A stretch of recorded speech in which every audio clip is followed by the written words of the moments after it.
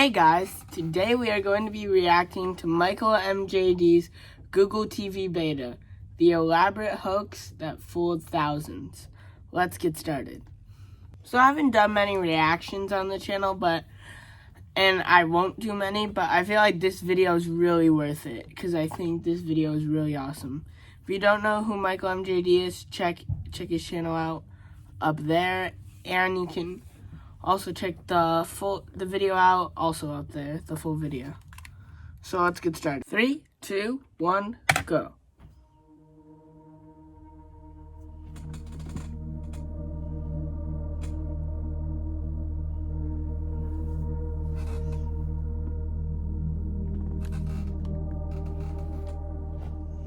In the year 2007, Google secretly entered the beta development stages of a revolutionary new service that changed the way we watch TV. It was known as Google TV Beta. No, not that Google TV or even this Google TV. Google TV Beta allowed you to stream TV shows right from your web browser for completely free. The service was supported by embedded advertisements similar to what we have on YouTube today. It was so secret, in fact, that Google didn't announce it publicly at all. Instead, they revealed the service to a few lucky Gmail users through an Easter egg that was hidden somewhere in the settings menu. Those who were fortunate enough to find it instantly became beta testers of the new service. But it didn't take long for one user to figure out what Google was up to and make a YouTube video showing everyone how to get access to the beta. And this wasn't live TV, this was all on demand. That's right, you could pick out any episode of any show that you want and watch it wherever you want. And the fact that 3 out of the 4 major television networks in the US were involved, in its early beta stage mind you, gave the service some major credibility. It wouldn't be long until Google became king of the online streaming world, as once the service was out of beta, it quickly became the most popular way for families across the country to enjoy their favorite shows at any moment. Except, none of that happened. Because Google TV Beta turned out to be a complete hoax, and a very elaborate one at that. And it was only a part of a much larger stunt, a YouTube channel that time forgot. One of the earliest trolling channels on this platform that still fools some people to this day. It's a channel that appears to offer useful tutorial videos, until you realize that every single one of them is a complete joke. And how to sign up for Google TV Beta was one of them. This is the story of the innovative Google product that never was, and the people behind the entire thing. The creators of Infinite Solutions.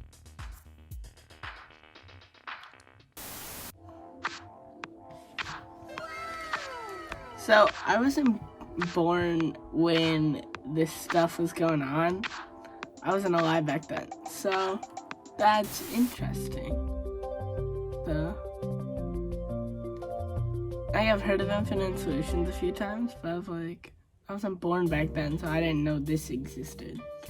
So I know Google TV Beta was like a hoax. The Infinite Solutions YouTube channel was created on December 29th, 2006, and the first video was uploaded about a month later in late January 2007. This was the first in what would be a total of 13 videos published on the channel. All but one of these videos appear to be tutorials, a format that is very prevalent here on YouTube and has been for most of the site's existence. In fact, some very large YouTube channels around today got their start making screencast tutorials. These were recordings of a computer desktop, sometimes with a face cam in the corner. But Infinite Solutions videos took things a step further. In addition to a screencast, these videos featured alternating camera shots of the host, background music, as well as an introduction and credit sequence. They follow a script, and the host walks the viewer through the tutorial in a very professional and straightforward manner. They're probably some of the most well-produced tutorial videos from this time. But the thing is, none of these are real tutorials. They definitely look like tutorials, but in reality, the Infinite Solutions YouTube channel is completely satirical. It's one of the earliest channels on this platform to employ the bait and switch technique for fake video tutorials. You've probably seen this technique used in videos before. A more prominent example is How to Basic. At first, Oh, the God. videos appear to be real tutorials. The title and thumbnail entice the viewer with the prospects of learning something new and possibly exciting. But once you click on the video and begin watching, it becomes clear pretty quickly that the entire thing is a joke. Sure, the first 30 seconds or so may seem legitimate, but eventually a visual gag so absurd will play out that makes it impossible for the viewer to leave the video thinking that it was a legitimate tutorial. And most people today know of How To Basics' true nature and don't go to the channel expecting real tutorials. This is the strategy that Infinite Solutions videos use, just not as, shall we say, over the top as How To Basic. Each video begins with the host, Mark Erickson, introducing himself. A title card is displayed with a brief introduction sequence before the video cuts back to Mark. It mimics the format of an infomercial or instructional video that you might see on TV. All of the videos follow a similar flow. Mark will begin by explaining the topic of the video, typically a computer issue, and then describe how it can be solved and walk the viewer through that process in a few minutes. The host keeps a straight face throughout, uses a professional tone, and a sophisticated vocabulary, which certainly increases the show's legitimacy. Eventually, however, Mark will make a statement that is completely false or do something that is hilariously absurd that there's no way you can take it seriously. Like in the episode where we're told we can keep produce fresh by, cooking it in a microwave. And what's happening is you're using the microwaves to kill the bacteria that would cause the bananas further deterioration. Yes, It and would by just doing this explode. several times each day, we can actually prolong this ripened state by nearly a week. Microwave it even longer, say 2 to 3 minutes, and we can even reverse the aging slightly. That's great. There's also an episode called How to Find Dinosaur Bones, where Mark claims to know about the existence of tiny dinosaurs, the fossils of which are so ubiquitous and easy to find that paleontologists aren't interested in them at all. Tiny dinosaur fossils are so abundant, they're not desired by the archaeological community. Most museums have boxes of these bones in storage, but that doesn't mean we can't have some fun learning. I've heard All this you have to music do before. is go out in your backyard and dig about 2 feet into the ground. You'll be sure to find one. I recognize this. It's for Grandosaurus cetatus. One of my favorites is the How to Recharge Grandosaurus Batteries episode, cetatus. where Mark describes a method you can use to recharge alkaline batteries. Just touch the positive terminals together and wrap electrical tape around them. It's called electrical tape because it conducts electricity. Yeah, all of these are hilarious and very easy to figure out that they're a joke. The tech-focused videos on Is the that other literally hand, the however, opposite of can what require electrical an tape's for? understanding of computer hardware and software to pick up on the humor. But some, like the Google TV Beta episode, contain no obvious gags or sarcastic remarks, making it even harder for people to tell that it's fake. Though there are a few more things that give away the channel's true purpose. If we take a look at the very first video on the channel, it begins with Mark saying, I'm Mark Erickson, and welcome back to Infinite Solutions. "Welcome back." That isn't something you'd say in your channel's very first video. The title sequence begins, and afterwards, Mark jumps right into the I tutorial. think my No every introduction, intro I've no done has been just explanation like, as to what hey the show is guys, about or who Mark is. compared to this. Nothing. This video is called How to Clean Up Your iTunes Library. And if you weren't that tech savvy, it could be very hard to tell that this video is a joke. Mark explains a common problem that you could have with your iTunes library. Having incorrect title, artist, or album information from ripped music CDs or even duplicate songs. He claims to know of a program that can automatically solve this problem. It's called Front End Convert Drop. In reality, it's a basic file conversion tool, but Mark claims that there's a secret feature that can fix all of these problems with your iTunes library, but for whatever reason, isn't advertised. All you have to do is drag your iTunes music library XML file into the program and boom, everything's fixed. Then, supposed before and after screenshots of the songs in iTunes are shown with all of the problems being fixed. Thanks for watching. Bro, literally Well, all he thanks. did was right click what was them the thing and that change gave it. away the video's real For like purpose? 5 of Well, them. honestly, it's not that obvious, aside from the fact that Mark says a file conversion tool will somehow magically fix your iTunes library. But not everybody's going to know this. In fact, if you go to the download page for the program Mark mentioned, there are a few 1-star reviews from around this time period that say things like, No way, I was people- referred to this program to clean up my iTunes database, People but it didn't actually work." fell for so that? It's clear that people fell for this, and it's not hard to see why. Because of the way information No. is presented and the style and flow of the video, it can come across as legitimate. Before we jump into the Google TV episode, I want to briefly discuss the channel's most popular video, as it contains a pretty obvious visual gag. It's called How to Increase Your Wi-Fi Signal. Most wireless routers only transmit a couple hundred feet, or less depending on interference. The truth is, the latency of these signals travels much farther on the momentum of other networks and radio interference. Your Wi-Fi card doesn't know to extrapolate the router signal from the carrier waves. Your cell phone, however, knows to search for network pings no matter how far it is from the source of signal origin. Coil the Ethernet cable around your phone. The tighter the coiling, the better the signal will carry. To extend your range even further, you can try this. Coat the inside of a salad bowl with aluminum foil. Now suspend the cable-wrapped phone over the center of the bowl. What is this, DirecTV? And he said it with a straight face. He does all of this with a straight face. How do you increase your Wi-Fi signal? Oh, just wrap an Ethernet cable around your cell phone and tape it to a salad bowl. Yep, you've made a satellite dish. That's how DirecTV works, ladies and gentlemen. Look, this is so obvious to someone who knows how networking and Ethernet cables work. Even somebody who isn't an expert knows that wrapping an Ethernet cable around your phone isn't going to do anything, other than make it very difficult to use your phone, of course. I could spend the rest of this video talking about the absolute absurdity of this channel, but not all of the videos on it have such an obvious indication that they're a joke. So let's focus on the second video ever uploaded to it. How to sign up for Google TV Beta. It's the moment we've been waiting for, ladies and gentlemen. This video, along with the first, third, fourth, and fifth video on the channel, were uploaded on the very same day, January 26th, 2007. Just like the others, it appears at first glance to be a legitimate tutorial video. Mark begins by talking about a new service that Google is secretly working on, an on-demand, free-to-watch television platform, and that they have hidden an invite to it within Gmail. He legitimizes this by explaining that this practice is nothing new for Google, as they have hidden Easter eggs in their products before. He goes on to compare the beta invite to Google TV to that of Gmail. Remember when Google introduced the now commonplace Gmail address, and everyone was bragging about the 2 gigs of storage and the message searchability, but you couldn't get Gmail without an invite? Well, here's your opportunity to get in early on a new Google Labs beta product. Google engineers have a history of Easter egging their sites. You might know about the LeetSpeak Google or the Numerological Challenge sites, or how about Loco Google? By the way, it's worth noting that not all of these are official Google sites. This is a common scheme among Infinite Solutions videos. Mark will often compare whatever he's talking about to a real thing that actually exists, and attempt to station it as the next incarnation of said thing. Oh, well, Google's done this before with these 3 websites, so why wouldn't this be real?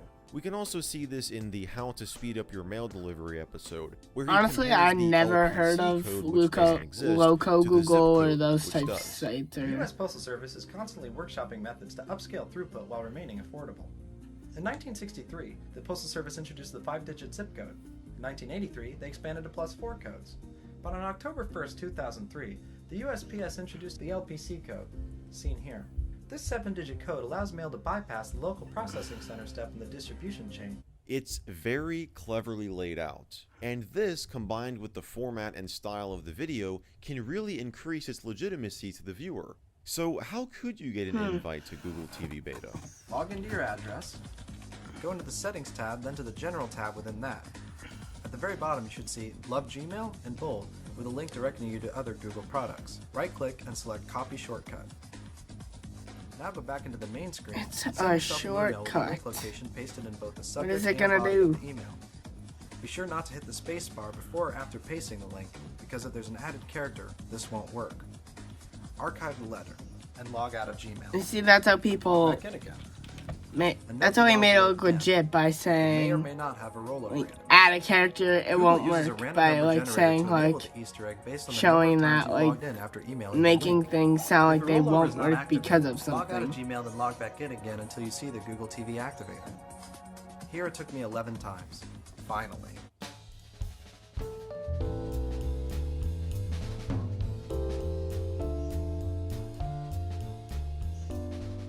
This video went Infinite viral Solutions almost soon has after it was 100,000. released. One day after the subs. video went live, it was sitting at 13,000 views. But a week later, it had jumped to Not bad. over 200,000 views. And keep in mind, Dang. this was on a channel that was created just over a month prior.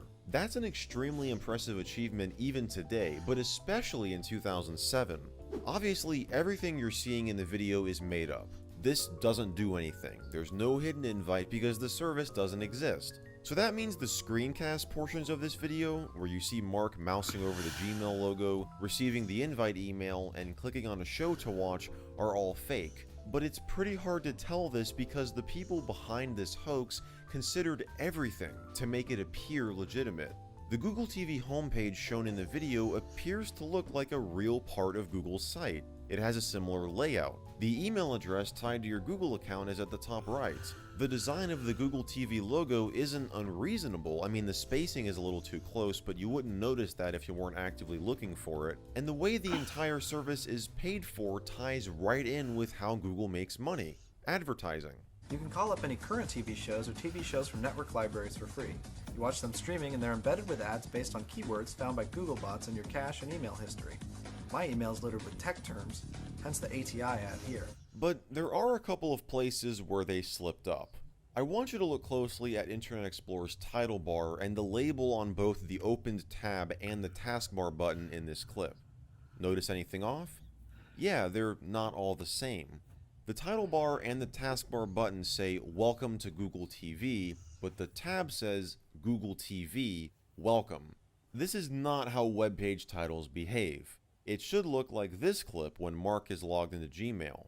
Notice that all three of the labels are exactly the same, with the exception of the Windows Internet Explorer text missing on the tab label. That's not going to be there, but the title of the web page will, and it should be the same as what we see in the title bar and the taskbar. Also, take a look at when the shot changes from a recording of the computer screen to Mark. And log out of Gmail. Log back in again. When we see the computer screen, the browser window is maximized, and the taskbar and system tray are present. But when the shot changes, the screen has the browser window off-centered to the left with the Bliss wallpaper visible. So these clips were obviously recorded separately, but that could have been done for a legitimate purpose. One other thing I want to touch on is the email that Mark receives with the supposed invite to Google TV.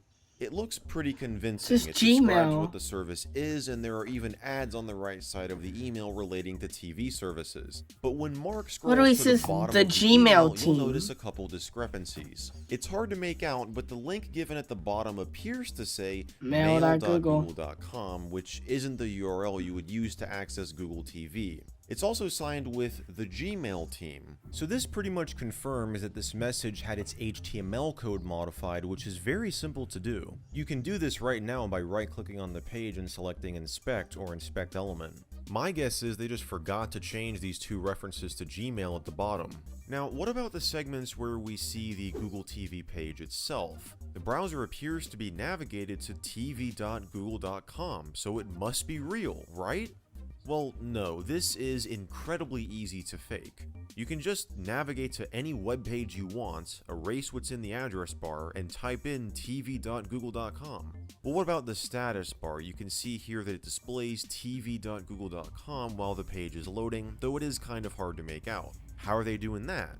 Well, again, this is very simple to do. By modifying your system's hosts file stored in System32, you can forcibly map a specific IP address to a host name, which can be tv.google.com. So they could have just set up a local web server, made a few HTML documents, modified the hosts file, and boom, you've got Google TV Beta.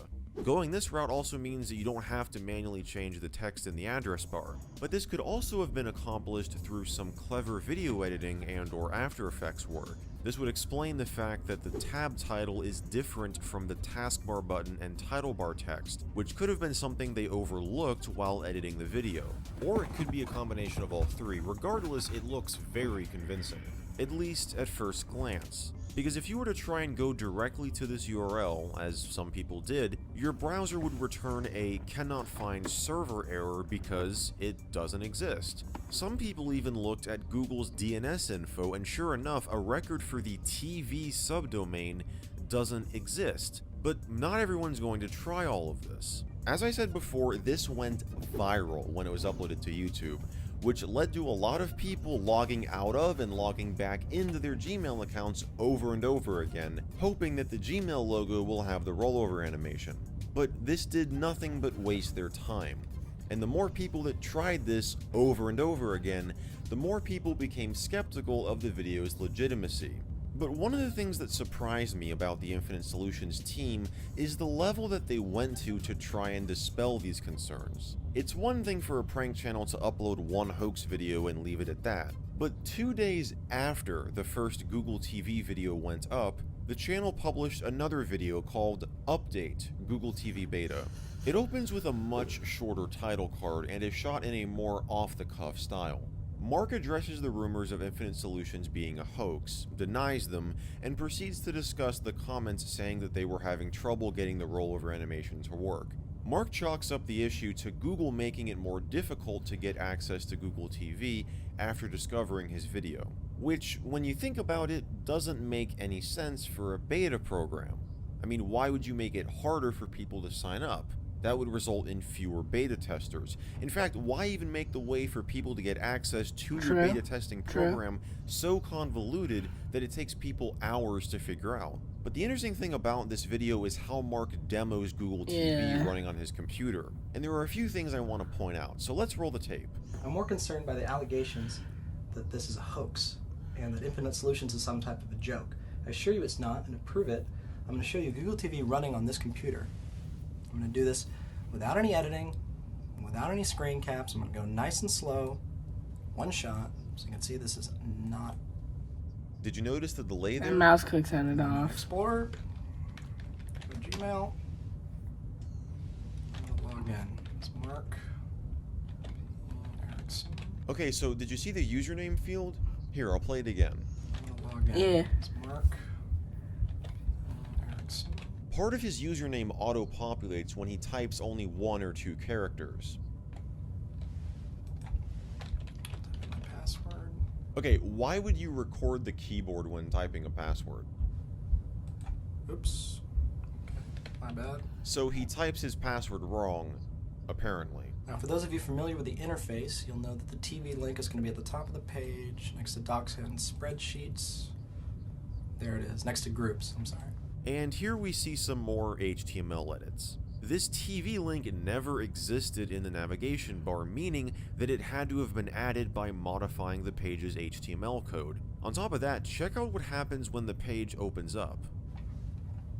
Click it, and here we are. The tab and title bar now display the URL of the page, rather than the title we saw before. Now this happens when an HTML document doesn't make use of the title tag, which leads me back to the theory of this being a real HTML document hosted on a local web server. This time around they just forgot to add the title tag to it. And while we're here, I want you to listen closely to Mark's mouse clicks. Go to NBC, primetime, pull up an episode of Heroes, season 1. Doesn't that seem a little out of sync? Now sure, this could just be slow performance, maybe this is an old computer, but this combined with the TV link already being in the nav bar when Gmail finished loading, makes me think that what you're seeing is actually an already rendered video just being played back in full screen on the computer. If true, Mark's keyboard and mouse likely aren't even plugged into anything, allowing him to try and line up his mouse clicks and key presses with the video without affecting its playback. This would also explain the weird auto-population of part of his email address, which could be a cut between 2 clips in editing, or the person in the video just typing it faster than Mark. It could also mean that Mark typing his password in incorrectly was done intentionally, to give the video some more realism. Now it would certainly help if the video was a static shot of the computer monitor with the keyboard and mouse in frame, like we see at the start. But it isn't. The camera operator pans and zooms a lot, and moves away from the screen entirely at certain points, almost like it was intentional, so as to make it more difficult to notice any mistakes or inaccuracies. Later on, he waves his hand in front of the screen to prove that the monitor isn't masked with a video in post-production. Oh, and by the way, have you noticed the cell phone wrapped in an Ethernet cable on the table? This is one of the other things I love about this channel. The people behind it have essentially created a universe in which the Infinite Solutions videos exist, and they will often make references to other episodes. This clearly being a reference to the How to Increase Your Wi-Fi Signal episode. The Recharging Batteries episode features a large Minesweeper board opened up on the computer in the background, which is a reference to the Hidden Minesweeper mode episode, where Mark shows you how to gain access to a secret mode in the game, which, shocker, doesn't actually exist. And speaking of Mark, you may have already guessed it, but that isn't his real name. Mark Erickson is simply a character played by one of the co-founders of Fatal Farm, the production company behind the show. We can see this listed in the end credits for every single episode, and they went to great lengths to try and keep the Google TV hoax believable. One day before this video was published, a video response, remember those things, from the user GC91660 was added to the original Google TV beta video. In it, a seemingly random user showcases the Google TV beta page opened up in Firefox on a MacBook. I got it on my 114th login. Yeah, so this is also a joke video created by Fatal Farm to make Google TV seem even more real. However, there are some major red flags. For one, the channel was created on the very same day that this video was uploaded.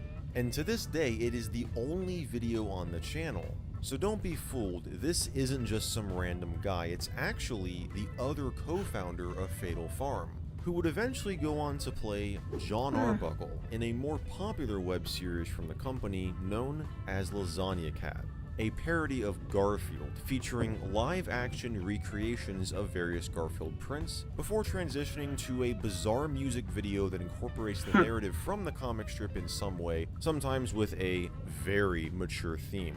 And in doing so, the videos provide an ironic commentary on the style of humor used in Garfield. The channel has had 2 short bursts of video uploads throughout its life. The first being in January 2008, when the first 20 episodes were uploaded all on the same day. And then 9 years later in 2017, when the next 13 were published, though there was some hesitancy from the producers about reviving the series. I felt kind of bad revisiting it and releasing it because I don't think it's fair for an adult to attack a cartoon that's used to like encourage children to read. Like, not every comic strip has to be Calvin and Hobbes, you know? That was part of an interview with Zachary Johnson and Jeffrey Max, the co-founders of Fatal Farm. Zach plays Mark Erickson in the Infinite Solutions videos, and Jeffrey plays John Arbuckle in Lasagna Cat, and the "hey look, I got Google TV to work" guy in that totally not affiliated with Fatal Farm video. Both of their real names are actually credited in the Infinite Solutions videos under production assistants. After Lasagna Cat took off, some commenters made the connection between the two shows, with one user commenting on the Google TV Works proof video and saying, "This is the guy from the Lasagna Cat and Fatal Farm videos, and they're connected to the Infinite Solutions videos, so this one's a hoax too." Just like that, another layer is added onto the prank. And you gotta give these people props for thinking of this many ways to keep the ruse alive. Now you might say, what's the point in doing all this? Going to these lengths to try and make this appear legit, when all someone had to do to discover the true nature of Infinite Solutions was to look at the other videos on the channel, the ones that are so obviously satirical. But keep in mind, when this video went up, the channel only had 5 videos on it, 4 of which are not abundantly clear to be joke videos. They all are, but they don't have a large visual gag that practically everybody can pick up on. Unlike the How to Increase Your Wi-Fi Signal episode, which is the only one with a blatantly obvious visual gag. Later on though, the channel uploaded the How to Recharge Your Batteries video, the How to Keep Your Produce Fresh video, and the How to Visit New York City on $100 video, which are all very clearly joke videos. It's not The possible. channel's true nature wasn't so universally Not possible. clear initially, which makes reading the video's comments from around this time hilarious, because you have people that figured this whole thing out, watched the Wi-Fi Signal video, found it odd that all of these videos were uploaded in the same 24-hour period, and came to the conclusion that the entire channel is a joke, but then went along with it and posted things like, "It totally works, they just forgot to mention you have to disable cookies, that's it, it's so cool." Then you had people who were legitimately angry when they discovered the channel was fake, probably because they wasted so much time logging in and out of Gmail. You even had some people make video responses to the Google TV video calling Infinite Solutions out for being a hoax, like this one from 3 days after the original video went up, where the uploader points out the difference in the tab title across the 3 videos, which should not be the case. And then you had people who commented on this video trying to mess with the uploader. Look, buddy, just because you couldn't get an invite doesn't mean it's a hoax. I've been using it all week now.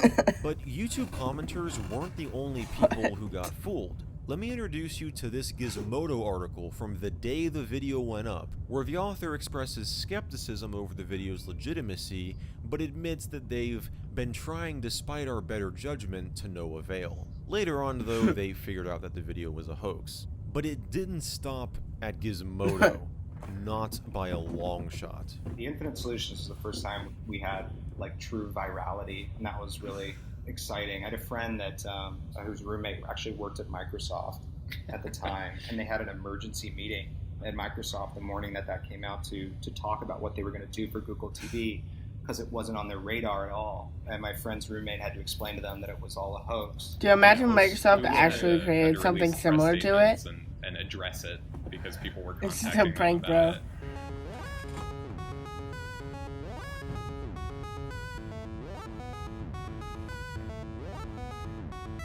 So, that's the story of Infinite Solutions, and the Google TV beta hoax that tricked thousands of people and a multi-billion-dollar multinational corporation. Ever since then, the channel has been inactive, and it hasn't been uploaded to in almost 14 years. But that hasn't stopped it from gaining a bit of a cult following. Wow. With that occasional Reddit post that renews interest in the videos, and those people that return every so often to revisit the old days of YouTube. So if this is your first time hearing about Infinite Solutions, be sure to go check it out. Just don't try to log in and out of your Google account 700 times. That's all for today's episode. I want to thank you all very much for watching. If you enjoyed this one, be sure to give it a like and get subscribed. And as always, I will see you all in the next video.